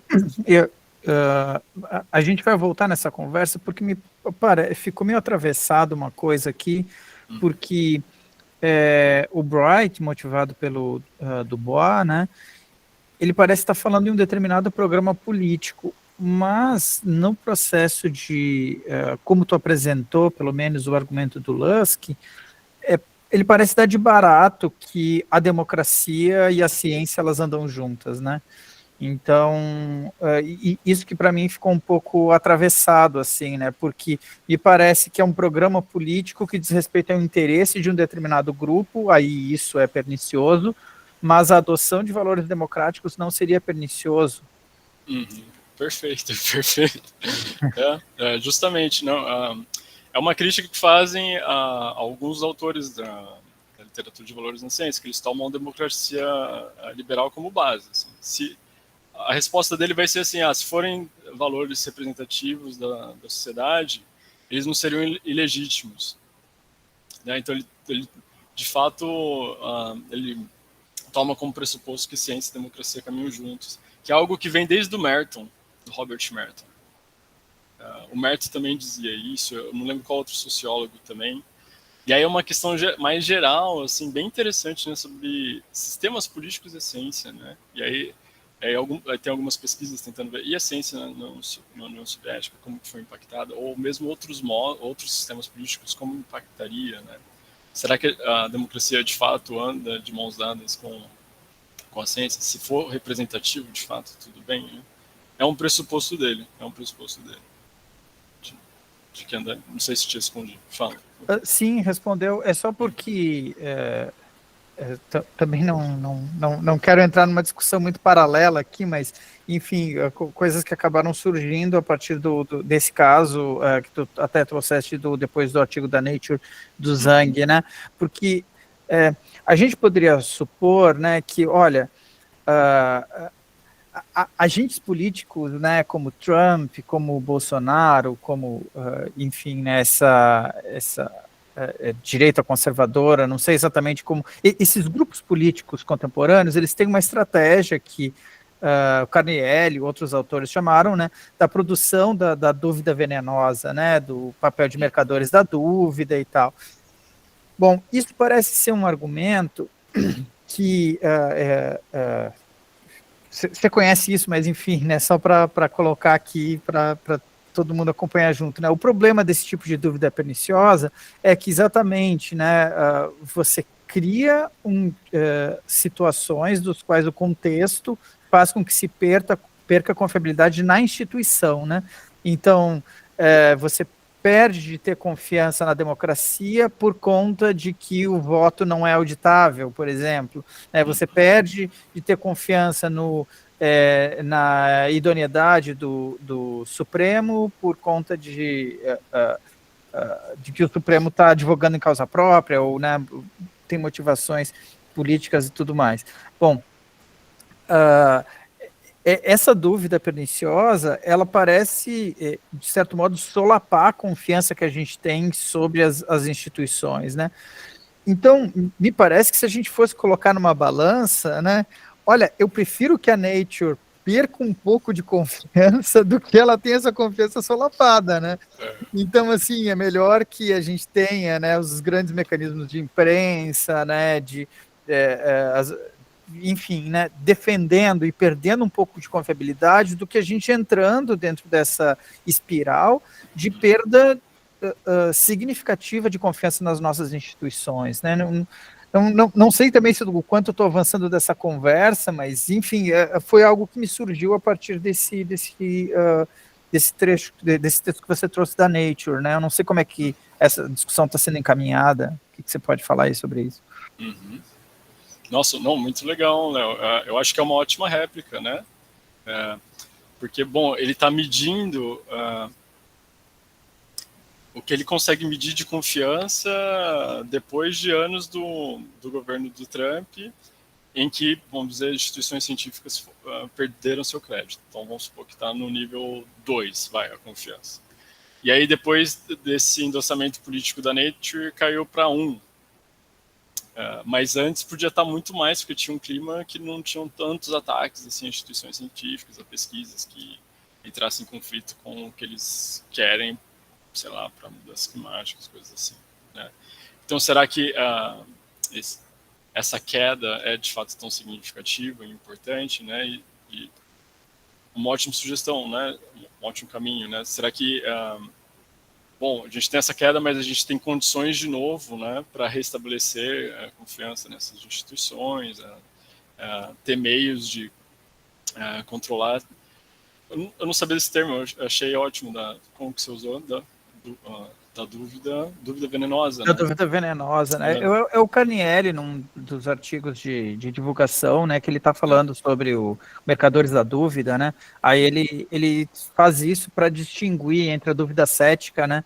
Assim, olha, a dúvida cética ela tem um papel epistêmico significativo, que é de seguir com a investigação, né? E a dúvida venenosa, ela tem esse nome exatamente porque ela acaba solapando a confiança que a gente tem nas instituições. Uhum. Né? Excelente. Bom, e essas estratégias, acho que eu vou tentar trazer um pouco do livro do Oreskes e do Cohen sobre como se dão essas estratégias, porque acho que às vezes, em geral, a gente tem uma imagem de que são ataques assim, de desprezo à ciência, mas muitas vezes são ataques bem elaborados, que se debruçam sobre, como pode dizer, algumas questões difíceis da própria comunidade científica e se aproveitam disso, né? Mas excelente, né? E como que essa discussão tem sido feita? Tem tido assim mais simulação. Eu vi uma simulação. O Kevin tem um artigo com outros cientistas simulando o que eles acham, cientistas ambientais, o que eles acham de asserções de cientistas que estão defendendo alguma posição política e de cientistas que não, e como que isso interferiria na confiança deles. O Rodrigo perguntando o trabalho do Carnielli, não? Vou se colocar depois. E aí, no artigo do Kevin, foi inconclusivo. Não impactou a confiança. Nesse daqui, do jeito que ele mediu, diminuiu, né? Parece que diminuiu. Parece que é algo ainda em discussão, ainda em aberto. E aí tem essa questão, bom, mas e se essa confiança deriva também de uma noção errada de ciência? De que a ciência tem que ser neutra. E isso foi errado. A Douglas vai por esse caminho. Eu acho meio uma posição também meio que assim, já despreza a noção de ciência das pessoas, né? Tipo, não importa se tá tipo, diminuindo, é que vocês estão com uma noção errada. Não sei, porque aí precisaria de uma sondagem para saber se de fato as pessoas estão com noção errada ou não. E tem até pesquisas com cientistas, como eles articulam as pesquisas. Às vezes parece tipo posições filosóficas ingênuas, mas tipo no próprio trabalho deles, em outros momentos, né, não são. Né? Então até a questão de como que você vai investigar, né? Se é articulação, se é analisando o trabalho e tal. Complicado. Então é uma discussão ainda aberta, mas que envolve isso. Mas tá, se está decrescendo a confiança por uma imagem errada, por exemplo, falei de educação científica, né? Ensino de natureza da ciência envolve tem uma abordagem que envolve alguns temas, assim, são 6, 7, esqueci agora. E um deles tem relação com a natureza política da ciência, alguma coisa assim. Né? Então, se as pessoas são educadas com essa visão, e aí vem coisas com esse tipo, e tem um receio maior com a ciência, né? Esse receio é injustificado ou não, o que fazer? É um problema enorme, né? Porque enquanto isso, a gente vai tendo epidemias, vai tendo decisões políticas importantes que envolvem a ciência, e o que fazer? Eu, particularmente, acho um dos argumentos mais interessantes assim, para discutir da ciência de livre de valores. Só descobri no meio do doutorado. Infelizmente, senão teria ido para outro lado, mas acontece. Né? Vamos lá. Então, tudo bem aqui? Então, tá. Robson trazendo essa questão das ciências naturais. O que é mais forte, Robson? Isso não é algo mais forte nas ciências naturais. Questão do ideal da ciência. O ideal. Uhum. O pessoal que tenta falar da história da ciência de valores, ele vai falar que fica mais forte no século XX, principalmente com os físicos, por conta do Projeto Manhattan. Depois do Projeto Manhattan, naquele periódico lá dos cientistas atômicos, não sei se é essa a tradução, eles tentam fazer aquela distinção entre a ciência pura, tal, de física nuclear, e a aplicação que sim, tem alguns fins maléficos, mas a ciência pura não, né? Então, principalmente na física, ficou muito enraizado. O ideal da ciência livre de valores, né? Pode ver que é uma das áreas que eu estou menos citando aqui. Porque para citar, e se tiver algum físico, eu tenho que ir com muito cuidado também nos exemplos. Então, ficou mais forte nas ciências naturais. Em matemática, eu tinha um colega da matemática. Em matemática pura, eu não sei, não me lembro agora de algum estudo de caso. Matemática aplicada, em estatística tem um monte, né? Níveis de significância estatística e tal. Em matemática pura, eu não sei. Em outras ciências formais, eu não sei agora, mas é algo que ainda resiste mais nas ciências naturais.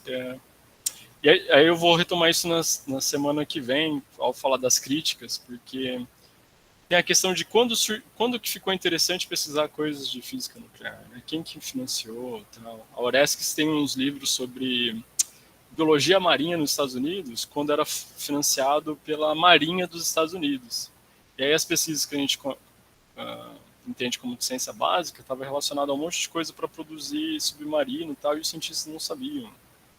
Aí tem discussões sobre ignorância, mas a gente chega aí, mas perfeito. Então, depende muito de área, né? Tá. Eu vou falar da responsabilidade rapidinho. Então, fundamenta a questão de responsabilidade, quer dizer que se as pesquisas são neutras, então a responsabilidade do cientista seria apenas ampliar suas disciplinas, desenvolver conhecimento, tá? Só uma menção. Aqui uma que talvez tenha que explicar mais rápido, do Schwartz. O Leonardo falando aqui. Tá, vou ler depois. E vou ver se eu acho alguma coisa de matemática também para trazer. O ideal da ciência livre de valores, ele fundamenta um certo entendimento da análise de risco também, né? A análise de risco, ela pode ser dividida na avaliação e gestão de risco. Uma das definições, tá? Sei que tem outras, tá? A avaliação é o momento que você identifica o risco, né? Mede ele, coisas assim, e a gestão é o momento que se toma decisões relacionadas a ele. Segundo o ideal da ciência livre de valores, até no autor que propôs essa distinção, ele cita alguma forma da dicotomia fato-valor. Então, por exemplo, a avaliação pega o que é, o risco como é, e a gestão, sim, que tem que envolver valor, o que deve ser feito em relação a eles, né? Então, a ideia aqui nesse esqueminha é que a avaliação é baseada em fatos e é feita, tem uma divisão de trabalho, né? Vai ser feita pelos cientistas, que eles vão olhar os dados, vão se apoiar no corpo científico, né? As hipóteses bem estabelecidas para avaliar aquele risco, tentar identificar ele, a extensão dele, coisas assim. E aí os tomadores de decisão, não cientistas, vão tomar algo, vão propor alguma decisão em relação ao que fazer com aqueles riscos identificados previamente, e essa decisão vai ser baseada em valores, tá? Então, mais um elemento que é fundamentado por ele, tá bem? Tá, então, esses três temas se fundamentam: papel de assessor científico, análise de risco e a responsabilidade dos cientistas. Tá. Eu esqueci de colocar no programa do curso esse texto do Eros, que eu deixo como sugestão para vocês. Se vocês procurarem, aqui tem uma... bom, esse texto do Eros é excelente, assim, e tem uma das apresentações mais didáticas sobre o que é risco indutivo, que vai ser um dos argumentos que a gente vai ver semana que vem sobre, de crítica ao ideal da ciência livre de valores, né? E aí aqui tem esse argumento o filósofo só está com o argumento na cabeça, né? Esse documentário, Orgasm Inc., tá em inglês, mas acho que tem legenda automática no YouTube. Tem outro documentário com esse título na Netflix agora, recente, mas é outro. Esse é sobre a indústria farmacêutica tentando criar um Viagra feminino, assim. E aí todas as pesquisas que tentaram defender sobre isso, pressão da indústria farmacêutica e tal. Muito interessante também, serve como motivação para as discussões de semana que vem também, sobre feminismo em filosofia da ciência, machismo em ciência. Tem muita coisa legal, né? Interessante discutir a partir desse documentário, tá bem? Bom, pessoal, eu termino por aqui as sugestões. Aí eu queria sugerir algumas questões, talvez ajudem a sintetizar aqui a conversa de hoje, né, para vocês pensarem. Primeiro, para pensar sobre casos em que houve a defesa da imparcialidade, neutralidade e autonomia, e aí tentar classificar esses casos que vêm à mente de vocês, conforme aquelas funções dadas pelo Proctor, né? Mito, espada, escudo ou máscara, como que foi utilizado. Que dificuldade que vocês já estão percebendo no ideal da ciência livre de valores, apesar desses argumentos, né? Que linha de ataque vocês utilizariam? Qual ponto fraco vocês veem? E qual argumento vocês consideram mais forte ou mais fraco? Tá? Acho que essas perguntas ajudam a lembrar um pouquinho do que a gente conversou, tá bem? E, bom, eu encerro por aqui. Léo, não sei se quer falar alguma coisa, mas antes de mais nada, obrigado novamente ao pessoal do NELF pelo convite, e obrigado ao pessoal que ficou até agora participando, pela interação. Espero que a gente interaja mais nas próximas conversas, espero que esteja sendo útil e proveitoso para vocês desse material. Semana que vem acho que a gente já vem com uma pastinha para colocar lá mais coisas. E obrigado. Para mim está valendo extremamente a pena. Espero que para vocês também. Estou muito feliz. Valeu mesmo.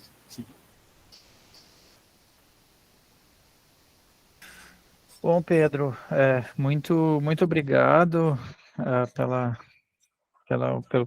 finalização aí do nosso primeiro dia. Eu tô meio perdido aqui, eu não sei quando é que tu vais comentar sobre o Mercadores da Dúvida. Já é semana que vem ou é?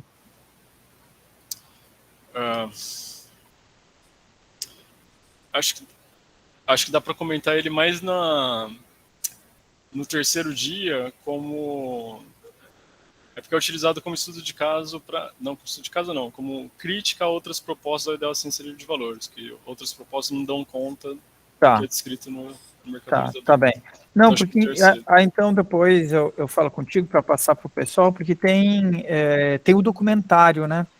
Tem o documentário e tem um filme recentemente que eu assisti, é um filme que tá no streaming, tem que alugar, né? Mas, enfim, R$10, né? Você deixa de tomar uma cerveja aí para assistir um filme francês, é Golias, é um filme de 2022, que ele fala sobre a Monsanto, né? Na França, né? Só que sem citar Monsanto e tudo mais, ele cria toda aquela atmosfera dizendo assim, olha, esse filme é inspirado, mas não é mera coincidência, né? O que tiver aqui, mas, né? Se for o caso, mas é um filme que fala sobre a Monsanto e bem esse processo aí de produção de desconfiança, né? Nas instituições aí, eu acho que são casos legais, mas a gente sistematiza isso aí e passa depois para o pessoal na pastinha, então. Massa, legal. Não conhecia. Eu tinha visto um artigo recente chama Monsanto Papers, que descobriram, tipo, a mesma coisa da indústria do tabaco sobre a Monsanto, assim, né, para minimizar risco em algumas pesquisas. Tá. Isso, o filme é exatamente sobre isso na França. Que legal. Nossa, Léo. Tá. Então a gente junta aí as paradinhas aí e passa pro pessoal. Tá. Só acho que a Maria tinha perguntado sobre epistemologia das virtudes. Isso. Se alguma pesquisa que relacione a ciência livre de valores com a epistemologia das virtudes.